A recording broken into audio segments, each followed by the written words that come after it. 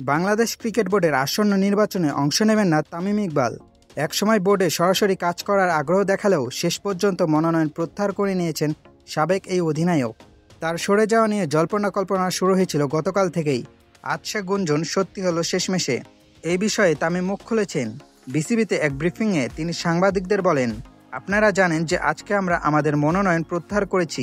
আমি সহ আমরা 14-15 জনের মতো আমরা মনোনয়ন প্রত্যাহার করেছি। প্রত্যাহার কারণটা খুবই পরিষ্কার। আমার মনে হয় না খুব বিশদভাবে বা ব্যাখ্যা করে আপনাদের কিছু বলার আছে। আসন্ন 6 অক্টোবর বিসিবি নির্বাচন, তবে একে নির্বাচন বলতে নারাজ তামিম।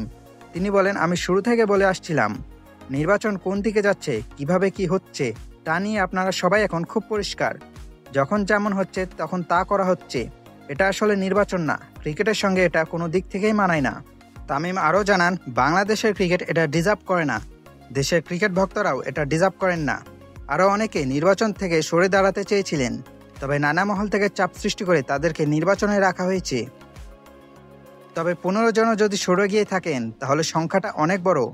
50% প্রার্থী সরে যাচ্ছেন। কোনো একদিন এই বিষয়ে ডিটেলসে আপনাদের সঙ্গে কথা বলবো।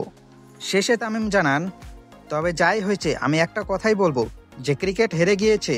আপনারা বলেন যে ক্রিকেট ফিক্সিং বন্ধ করা লাগবে, তাদের বলবো আগে আপনারা নির্বাচনের ফিক্সিং বন্ধ করেন। এই নির্বাচন বিসিবির ইতিহাসে একটা কালো দাগ হয়ে থাকবে।